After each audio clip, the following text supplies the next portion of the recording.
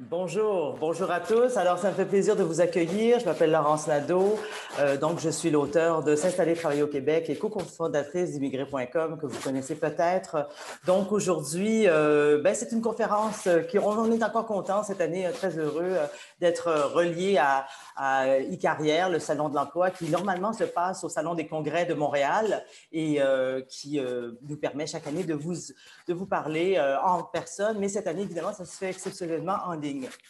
Alors donc, je vais parler des conseils aux nouveaux arrivants en mode recherche d'emploi. Évidemment, aujourd'hui, je suis très consciente que vous êtes nombreux à l'étranger, vous n'êtes pas nécessairement sur place et je vais essayer d'adapter également la conférence à vos interrogations, vos perspectives en particulier.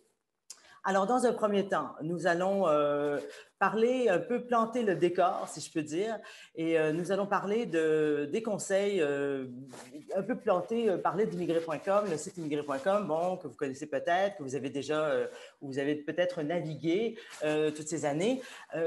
Nous avons un forum de discussion. Si vous ne nous connaissez pas encore, c'est une bonne source d'information. Si par la suite, après la conférence, vous avez d'autres questions, c'est évidemment un bon endroit pour poser des questions sur différents sujets et sans évidemment parler du guide de S'installer, travailler au Québec aux éditions L'Express. Alors, qu'est-ce qu'un immigrant? C'était la première chose que je voulais un peu planter comme décor avec vous parce que cette conférence s'adresse évidemment aux nouveaux arrivants, aux futurs nouveaux arrivants, mais aussi aux gens qui vont peut-être faire un PVT ou on vont venir en tant que travailleurs temporaires. Mais dans une perspective générale, c'est sûr que être expatrié ou être un immigrant, il y a quand même une différence en termes d'intégration. Et pour les nouveaux arrivants, c'est quand même un effort de plus à faire. Et c'est un peu dans cette perspective-là que je donne cette conférence-là. Alors, si vous êtes un étudiant international ou quelqu'un en PVT, vous pouvez vous inspirer de cette conférence-là, mais peut-être que mes conseils d'intégration en tant que tels vont peut-être moins vous concerner. Alors, un immigrant, en fait, comme on peut l'imaginer, c'est un peu comme une plante qu'on va transplanter, qu'on va aller mettre ailleurs. Donc, c'est quand même assez important comme changement de vie. C'est pas quelque chose de superficiel. Ça se fait vraiment au niveau de tout l'ensemble de la personne. Donc, c'est à la fois, pas seulement au niveau, au niveau géographique, mais également au niveau de toutes les références culturelles. Et c'est ça la grande différence avec quelqu'un qui va seulement bouger de Paris à Lyon ou de Montréal pour aller à Québec. C'est qu'il va d'un seul coup changer tout son contexte. Alors, le travail, oui, mais tous les contacts sociaux et aussi les référents culturels. Est-ce qu'il va comprendre la nouvelle culture autour de lui? Si vous êtes aujourd'hui à la conférence et que vous comprenez le français, mais est-ce que également vous allez comprendre rapidement tous les référents culturels? On ne vous demande pas de comprendre l'humour qui prend beaucoup de temps à comprendre, ça prend beaucoup de temps et d'énergie, ou encore la politique locale. Mais déjà, est-ce que les gens vont discuter à l'heure du dîner lorsque vous allez travailler dans votre premier emploi au Québec, par exemple? Donc, toutes ces choses-là, ça prend énormément de temps. Parce que quand est-ce que dans la vie, quelqu'un aura à la fois cherché un travail, chercher une école pour les enfants, une garderie, à la fois aller vouloir se faire de nouveaux amis, découvrir son nouveau monde, les sorties, les loisirs qui sont autour de soi et à la fois comprendre les références culturelles, c'est à peu près quelque chose qui n'existe pas, sauf dans l'immigration en tant que telle, pure et dure. Alors, c'est quelque chose qui est particulier et qui demande beaucoup d'efforts à la personne. Donc, c'est pour toutes ces choses-là que je voulais un peu parler de l'immigration, parce que moi, je vois un peu les immigrants comme des marathoniens, c'est des athlètes de l'intégration, parce que c'est très fatigant, surtout les premiers mois, les premières années. À la fois toutes ces choses-là de front qu'on fait en même temps, comme je dis, quand on change de pays, quand on change de ville dans un même pays, c'est quand même assez la même chose. Et quand c'est carrément dans le même pays, dans un autre pays, une autre culture, un autre océan, un autre continent, c'est carrément désœuvrant. Donc, il y a plusieurs étapes dans l'immigration. Il y a évidemment la grande étape de la découverte. Vous allez aller, par exemple, sur le plateau Mont-Royal, sur le Mont-Royal, découvrir les écureuils, donner à manger aux écureuils, être émerveillé par la nature, les changements de température. Alors ça, c'est assez impressionnant. Mais par la suite, ce qui se passe, c'est qu'il y a quand même des choses plus complexes, comme par exemple, est-ce que les gens vont trouver rapidement quelque chose, il va y avoir des des étapes difficiles. Par exemple, est-ce que le travail va être aussi facile à trouver? Est-ce que les employeurs vont aussi ouverts à leur candidature que prévu? Donc, toutes ces choses-là sont assez difficiles à prévoir. Il y a autant d'histoires d'immigration que d'immigrants, évidemment. Chacun, il n'y a pas une vérité en immigration. Il n'y a pas, ah, est-ce que c'est bien ou est-ce que c'est pas bien? Ça dépend d'où vous venez, qu'est-ce que vous cherchez au final. Et tout le processus, et le hasard aussi. Il y a aussi une dose de hasard et de chance. Donc, après la période de la découverte, on espère pour vous que rapidement, il va y avoir une période d'équilibre. Peut-être qu'il va y avoir une désillusion, mais cette désillusion sera peut-être pas si forte que ça. Donc, c'est ça qui est important, c'est que la désillusion n'arrive pas surtout en fin d'hiver, après avoir utilisé toutes ces économies et d'être au bout un peu du rouleau entre questions, entre guillemets. Donc, c'est important, quand on se retrouve dans une situation difficile de désillusion, de ne pas claquer la porte et de dire, voilà, je vais retourner, de se donner un 3, 4, 6 mois, c'est pas assez. Il faut s'accrocher, surtout quand je donne la conférence au printemps, je vois parfois que pour certaines personnes, c'est plus difficile. Donc, je vous dis, accrochez-vous, pensez, rappelez-vous pourquoi vous avez fait toutes ces étapes pour immigrer, quel était votre objectif. Évidemment, quand on vient jeune, quand on est à l'aventure, on n'a pas les mêmes objectifs de vie que quelqu'un, par exemple, qui va tout simplement chercher en tant que quarantenaire à trouver, à monter dans l'échelle sociale. Évidemment qu'il faut prendre ça en considération. Quand on vient avec des enfants, si on vient de certains pays, peut-être qu'on veut leur offrir plus de sécurité, plus d'avancement, alors que pour d'autres immigrants qui viennent de pays plus privilégiés, ben, ces avancements-là, ils connaissaient déjà dans leur pays d'origine. Donc, se rappeler de toutes ces choses-là, surtout dans la période de désillusion. Alors, j'aimerais maintenant vous parler un petit peu du cœur du sujet, ce dont vous êtes là aujourd'hui, après les découvertes des étapes de l'immigration, évidemment, les conseils sur le marché de l'emploi. Les pièges à éviter, on va y aller d'une façon assez rapide sur différents éléments. Évidemment, la première étape, la première chose un peu difficile, pour toute personne, il y a à peu près une quarantaine d'ordres professionnels au Québec. Il faut savoir si votre profession se retrouve dans un de ces ordres-là. Évidemment, ça ne veut pas dire que si vous avez un ordre, voilà, c'est la panique. Ça sera très difficile à ce moment-là de trouver quoi que ce soit. Il faut les contacter. Il faut vraiment insister pour comprendre le plus possible les démarches. Non pas se contenter de ce qu'ils vont vous dire en ligne ou il faut vraiment voir quelles sont les démarches. Il y a certains ordres professionnels au Québec où c'est beaucoup plus facile d'adhérer et d'être reconnu par l'ordre que d'autres. Il y en a d'autres que je ne vous cacherai pas, c'est très, très, très, très difficile malgré plusieurs accords entre le Québec et, par exemple, la France. Alors, il faut vraiment se renseigner. Et la meilleure chose, c'est lors d'un pèlerinage ou d'un voyage au Québec, de rencontrer peut-être des immigrants de votre pays d'origine qui ont fait un peu les mêmes démarches dans le même domaine et qui pourront vous donner vraiment un feedback là, vraiment très important, très précieux sur quelle a été leur réalité à eux. Vous pouvez trouver évidemment des conseils ou encore des témoignages sur notre forum de discussion, mais le contact plus récent avec quelqu'un qui va vous donner les dernières informations est quand même assez, n'est pas à négliger. Donc, ça, c'est très important parce qu'il faut aussi se poser la question avant d'émigrer. Est-ce que je suis prêt, par exemple, si j'étais dentiste dans mon pays d'origine, à devenir assistant dentaire? Est-ce que je suis prêt à revenir sur les bancs d'école pendant 1 an, 2 ans, voire plus? Est-ce que je suis prêt à repartir en bas de l'échelle dans mon domaine? Parce que certaines personnes vont changer complètement de domaine en immigrant, d'autres pas du tout, veulent absolument s'accrocher à leur domaine de formation. Donc, si vous êtes plus avancé dans votre carrière, et que vous voulez absolument être dans votre domaine de formation, il faut prendre tout, il faut vraiment vous protéger, si je peux dire, pour ne pas avoir de désillusion, parce que si vous vous cognez à certains ordres qui sont beaucoup plus difficiles que d'autres pour être reconnus et donc pour exercer votre profession au Québec, bien, ça peut vraiment causer de graves problèmes. Donc, vraiment bien se renseigner là-dessus et pouvoir permettre à faire toutes les étapes et puis finalement faire un bel arrivage. Et pour les autres, ceux qui ne sont pas représentés par un ordre, vont toujours se renseigner sur quel est le marché. Le site Emploi Québec regorge d'informations sur par exemple, les domaines qui sont plus en pénurie. Également, vous en trouverez ces informations sur immigré.com et cherchez le moteur de recherche et puis vous trouverez plusieurs informations. Alors, le deuxième point que j'aimerais aborder avec vous, c'est développer son réseau, le réseautage, le fameux réseautage. Et ce réseautage-là, alors là, il ne faut pas le mélanger avec un piston. C'est pas un piston, c'est pas, voilà, j'ai un cousin qui va me placer. Non, c'est tout simplement une personne qui peut vous référer à une autre personne. Et cette personne-là peut être un collègue de travail, à quelqu'un qui n'est pas nécessairement au-dessus de vous, même dans la hiérarchie. Ça peut être quelqu'un que vous avez rencontré lors d'un petit boulot. Ça peut être toutes sortes de choses.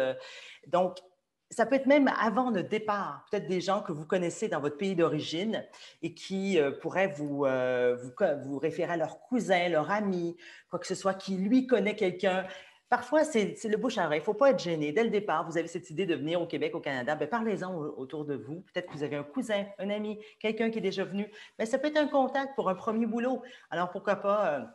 Évidemment, lorsque vous êtes au Québec même, bien, il y a différentes façons, dont je vous parlerai par exemple du bénévolat plus tard, mais il y a différentes façons de développer ce réseautage-là. Et bien, vous pouvez en effet, lors des séances avec d'autres immigrants, même développer parfois son réseautage. Parfois, des immigrants me racontent que leur première expérience de travail, ils l'ont trouvé via un autre immigrant lors d'une séance de formation. Parce que comme on se retrouve avec plein de personnes qui sont en mode de recherche d'emploi, bien, le premier qui trouve un travail, peut-être un peu un travail alimentaire, par exemple, peut dire, voilà, je sais que telle entreprise ouvre en ce moment et va chercher beaucoup de candidats. Bon, bien, ça vous intéresse. Vous pouvez passer votre CV. Donc, parfois, ben, ça peut être un peu surprenant. Et alors, évidemment, si c'est pour l'emploi que de vos rêves, peut-être que le petit réseautage du début ne sera peut-être pas suffisant, mais enfin, c'est sûr. Évidemment, avec tous les réseaux sociaux, vous avez beaucoup, amplement, la latitude de développer beaucoup de réseautage. Et puis, il y a le fameux marché caché, évidemment, de bouche à oreille. Alors, il faut évidemment être conscient que par rapport au réseautage, c'est très important également de développer et d'être conscient de ça et d'être à l'affût de tout ce qui pourrait s'ouvrir à vous. Alors, évidemment, si vous êtes à cette conférence-là aujourd'hui, c'est que vous êtes plutôt d'un assez bon niveau au niveau du français. Alors, mais quand même, il faut savoir que certains candidats dans les entrevues vont être très bons en français oral, surtout ceux qui sont en deuxième, qui ont le français comme deuxième, troisième langue, mais que le français écrit n'est pas nécessairement aussi au même niveau. Donc, c'est important à ce moment-là de se rendre compte que les employeurs au Québec vont s'attendre à ce que votre français écrit soit à peu près au niveau de votre français oral. Donc, si ce n'est pas le cas, le mentionner ou prendre des cours par les alliances françaises internationales partout dans le monde ou lors de votre arrivée au Québec via, évidemment, le ministère de l'Immigration, surtout si vous avez un conjoint qui ne parle pas du tout le français ou un ami, dites-lui que c'est très important d'apprendre le français parce que c'est très important dans le travail au Québec, ça va vous avancer. Évidemment, c'est encore un point d'appui très important pour faire, pas seulement pour décrocher un travail, mais également pour avancer sa carrière. Autrement, les gens sont très limités lorsqu'ils n'ont pas un bon niveau de français, évidemment. Alors, évidemment, ben, Montréal, oui, c'est la deuxième ville francophone au monde après Paris, mais c'est également une ville où l'anglais est très important. Et ça va vous permettre également d'avancer dans votre carrière si vous maîtrisez l'anglais. Alors, évidemment, quand je dis maîtriser l'anglais, ça ne veut pas dire sans accent, pas de problème, que vous êtes comme un poisson dans l'eau. Évidemment, on s'attend qu'au début, ça soit difficile. Bien, surtout au Québec, on ne va pas vous juger par rapport à votre accent. Il faut aller se lancer, puis c'est pas grave, vous faites des erreurs, c'est pas grave. Ce qui est important, c'est l'intention.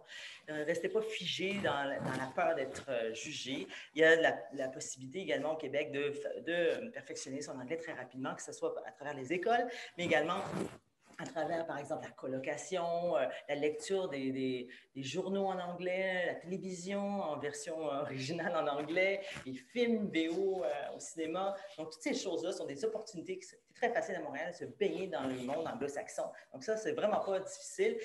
Et donc, de perfectionner son anglais. Parce que je sais que c'est vraiment un stresseur pour nous, nombreux immigrants francophones. Mais voilà. Et si vraiment c'est impossible, sachez quand même qu'ailleurs, c'est à l'extérieur de Montréal. Non pas qu'on ne demande pas l'anglais, mais parfois, dans certains domaines, c'est moins exigeant qu'à Montréal, surtout si vous travaillez dans le milieu des affaires, quand vous travaillez dans le quartier des affaires, tout ça. Bon, ben, peut-être aller voir ce qui peut se passer ailleurs, dans d'autres régions du Québec, évidemment, en anglais, qui sera peut-être moins exigeante. Ça sera peut-être moins exigeant. Alors, refaire son CV à la sauce québécoise, bon, parfois vous avez un ami immigrant bien intentionné qui veut tout simplement vous aider à mettre à jour votre CV à la sauce québécoise. Si vous êtes à l'international déjà, peut-être que vous ne savez pas, mais il y a des règles de base. Si vous m'écoutez que vous êtes à l'extérieur du Canada, vous savez peut-être que Au Canada, dans les CV, il n'y a pas la photo, le statut matrimonial, votre âge. C'est des informations qu'on considère personnelles, que vous n'avez pas à mettre dans votre CV. Bon, ceci dit, lorsque vous arrivez sur place, moi, je vous suggère fortement d'aller voir les clubs de recherche d'emploi ou encore simplement des organismes d'aide aux immigrants qui offrent généralement des aides gratuites. Oui, c'est gratuit pour aller faire votre CV à la source québécoise. Et comme ça, vous allez pouvoir rapidement utiliser les bons termes dans votre CV que l'employeur québécois pourra reconnaître rapidement pour, comme ça, identifier quels sont les mots-clés qui vont ressortir. C'est pour ça que c'est important de le faire à la source québécoise, même si vous venez d'un pays francophone, parce que les termes ne sont pas les mêmes. Le terme commercial au Québec, par exemple, n'est pas utilisé. Alors, un petit exemple comme ça. Alors, c'est très important de comprendre le marché et d'adapter le bon vocabulaire, parce que finalement, ce que vous voulez faire, c'est vous faire ressortir vos forces à l'employeur et rapidement sortir les mots-clés. Et si ce n'est pas en évidence, ben, il va peut-être chercher parce que si c'est dans un domaine en pénurie, mais autrement, ben, il va juste se dire, ben, bon, c'est plus compliqué, cette personne-là. Alors, allez utiliser ces aides dans les organismes, ils sont là pour ça et vraiment, ça ne vaut pas la peine de s'en priver.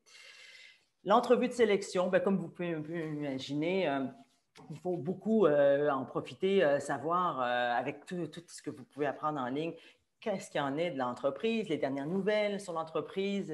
Vous pouvez trouver, lire les rapports. Le plus vous serez préparé, plus ça sera mieux, évidemment, pour votre entrevue de sélection. Vous habillez, en effet, par rapport au domaine. On n'est plus décontracté en Amérique du Nord, mais quand même, on ne va pas s'habiller de la même façon pour une entrevue dans une banque que, par exemple, pour aller au Cirque du Soleil. Donc, vous vous adaptez rapidement. Vous pouvez également demander une séance, ça, c'est également une possibilité. Demander lorsqu'il n'y a pas vraiment d'ouverture à un moment, en entrevue je vous en parlerai un peu plus tard, mais tout simplement pour vous en renseigner auprès de l'entreprise. Et puis, évidemment, il faut montrer lors de l'entrevue de sélection, parce que vous êtes un nouvel arrivant, et que vous êtes quelque part certainement en compétition avec des locaux, que vous comptez rester. Parce que l'employeur qui va mettre du temps, par exemple plusieurs mois, plusieurs semaines à vous intégrer à son équipe, ne veut pas que vous partiez 2-3 mois plus tard. Alors nécessairement, son intérêt, et là quand je dis partir, c'est si vous êtes un peu, ben finalement, je ne voulais pas rester au pays où ça va mal. Alors il a besoin de comprendre, on ne vous demande pas de mentir, mais lorsque c'est vraiment votre intention, d'insister sur le fait que vous voulez rester, que vous voulez vous intégrer, que vous êtes content, enfin voilà. Et après l'entrevue, évidemment, faire un suivi le plus possible, parce que c'est important de montrer, encore une fois, que vous êtes intéressé. Alors, le point numéro 7, prendre un emploi en dessous un peu de ses capacités. Alors, c'est un peu les petits boulots. Je sais que souvent, quand on arrive après un certain âge, on espère tout de suite trouver la bonne position et tout ça, le bon niveau, de retrouver son niveau rapidement. C'est ce que je vous souhaite. Mais parfois aussi, il y a cette case petit boulot qu'il ne faut pas sous-estimer. En Amérique du Nord, on est peut-être moins contraint et on sent peut-être moins pris dans ces petits boulots-là qu'ailleurs dans le monde. Alors, il ne faut pas avoir des préconçus là-dessus. Ça peut parfois, justement, en même temps, vous permettre d'élargir votre fameux réseau qui est si cruel aux nouveaux arrivants et à la fois vous permettre de comprendre la culture locale du travail sans avoir le stress d'avoir un travail de cadre ou ce que vous aviez déjà dans votre pays d'origine. Ça, c'est très important de considérer les petits boulots. Et surtout, n'arrivez pas au bout de vos économies et vous dire d'une façon découragée, bon, mais là, c'est seulement à ce moment-là que je vais aller faire des petits boulots. Parfois, les petits boulots peuvent justement, non seulement au niveau du moral, vous aider, mais également vous faire des contacts de gens qui, peut-être dans cette entreprise-là ou dans une autre, pourraient vous donner des références sur, voilà, il y a une ouverture dans une autre entreprise et puis voilà. Donc, c'est une première expérience québécoise souvent et on sait que la première expérience québécoise n'est pas facile à obtenir. Donc, les petits boulots, ça peut être ça pour un peu casser la glace et après ça, l'employeur comprend que vous êtes capable mieux de fonctionner. Alors, je vais vous parler du fameux savoir-être versus savoir-faire. C'est assez important de comprendre qu'au Québec, c'est important d'avoir un beau CV, mais rapidement, l'employeur québécois veut savoir, d'accord, mais qu'est-ce que cette personne-là peut amener à mon entreprise? Qu'est-ce qui va faire la différence? Est-ce que ça va prendre beaucoup de temps d'intégrer? C'est toutes ces questions-là. Et votre personnalité, la façon que vous allez vous adapter, fait partie de ces critères-là. Alors qu'un beau CV qui, sur papier, semble parfait, est-ce que dans les faits, quand vous serez en équipe, vous saurez collaborer? C'est ça un peu la préoccupation de l'employeur. Et puis, bon, ben, pour citer une immigrante française qui avait dit quelque chose d'assez réel il y a plusieurs années, Aurélie, elle disait, je vais la citer, au Québec, il y a un facteur de performance humaine à ne pas sous-estimer. Si tu es prétentieux et imbu de toi-même, même brillant, cela ne marchera pas. Bon, vous savez, il ne faut pas arriver sur ces grands chevaux, évidemment. On arrive humblement quand on immigre, mais quand même, il faut quand même le rappeler parce que c'est sûr que c'est une façon d'être au Québec qui est pas très... les Québécois aiment beaucoup le consensus et n'aiment pas les rapports de confrontation et la condescendance et toutes ces choses-là. Donc, c'est vraiment pas une bonne attitude à avoir. C'est vraiment un bon conseil. Évidemment, je comprends que vous devez vous trouver votre équilibre à vous parce que vous ne voulez pas non plus, certains me disent, j'ai l'impression d'être hypocrite, vous voulez rester vous-même, mais enfin, c'est ça, c'est difficile. Donc, comprendre cette fameuse culture du travail où il y a le consensus qui est si important, ne pas manquer les sorties de travail, les 5 à 7, vous voulez vous faire connaître sur un nouveau jour, un bel éclairage par vos collègues. Ça, c'est très important. Je veux parler également des visas à problème. Alors, bon, oui, le PVT, si vous venez en PVT, ce qui est important, c'est que l'employeur doit comprendre, parce qu'il y a plusieurs immigrants qui, les démarches d'immigration sont tellement longues, décident d'utiliser le PVT pour venir rapidement, mais finalement, ils se perçoivent comme des immigrants ou encore, ils arrivent en PVT, ils aiment beaucoup ça, donc ils veulent tout simplement faire comprendre qu'ils veulent rester. Bien, il faut vraiment le passer lors de l'entrevue de sélection. Parce qu'en PVT, quand on voit 1 an pour les Belges ou 2 ans pour les Français, l'employeur va dire oui, mais là, il va s'en aller, ça va être quoi les démarches? C'est sûr que vous êtes un peu plus,